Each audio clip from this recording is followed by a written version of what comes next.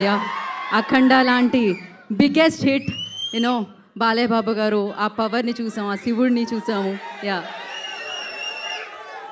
First of all ఈ trailer నేను 2 రోజుల ముందరే చూశాను. అశ్విన్ గ్రౌండ్లో చూపించాడు.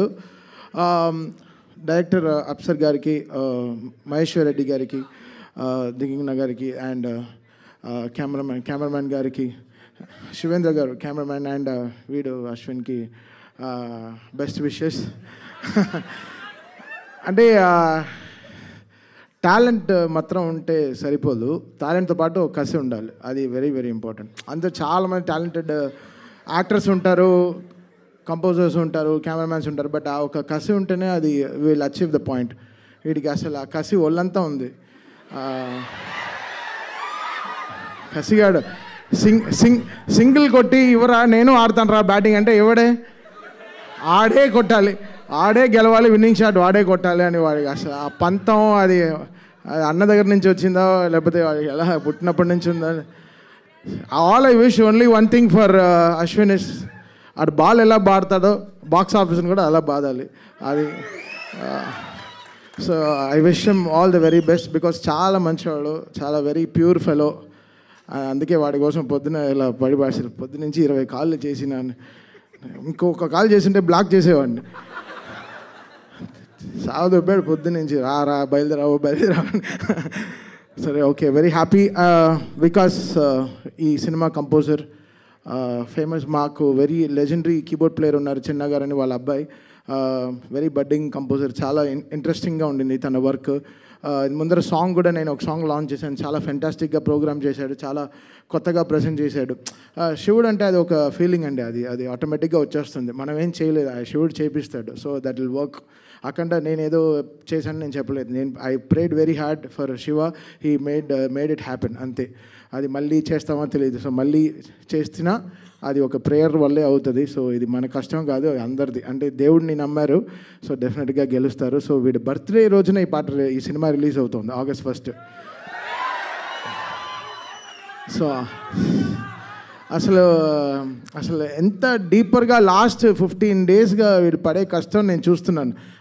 వీడు బోల్డే అవ్వడు జనరల్గా, వెరీ రేర్గా బోల్డ్ క్యాచ్ ఇస్తాడు, బోల్డ్ అవ్వడు. 2 సార్లు బోల్డ్ అయిపోయాడు. ఏంట్రా అంటే సినిమా రిలీజ్ అయినాడు. సరే ఓకే, స్ట్రెస్ రిలీఫ్ కోసం వస్తాడు డైలీ సాయంత్రం మ్యాచ్కి వచ్చేసి, పాపం చాలా కష్టపడుతున్నాడు.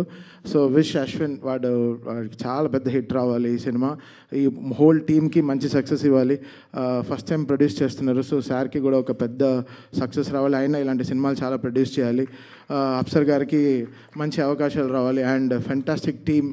అండ్ విషింగ్ దిగంగన గారు కూడా వెరీ హ్యాపీ, అంటే సక్సెస్ఫుల్ ఫిలిం, ఆవిడకి మంచి సక్సెస్ రావాలని. I wish the whole team very good success. Thank you Thaman గారు. అఖండ ఫిలిం యూనో డెఫినెట్గా ఆ పవర్ని మేము విట్నెస్ చేసాము స్క్రీన్ మీద, కానీ అది కంపోజ్ చేసేటప్పుడు ఎస్పెషల్లీ ఆ పార్ట్, ఆ శివుడిది అది వచ్చినప్పుడు, సో మీరు ఆ పవర్ని ఫీల్ అవ్వడం జరిగిందా? ఏం జరిగింది అసలు?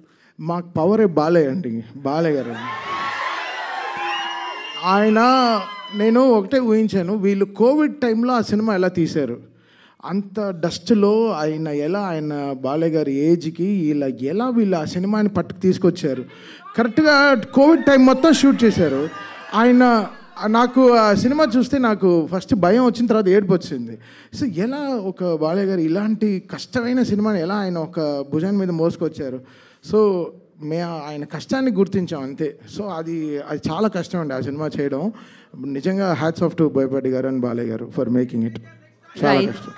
సో అలాగే ఇండస్ట్రీలో శివుడి పాత్ర పోషించాలి అంటే ఏ హీరో చేస్తే బాగుంటుందని మీరు అనుకుంటున్నారు? బాలయ్య బాబు గారు అండి, అసలు ఆయనకి తిరిగే లేదండి.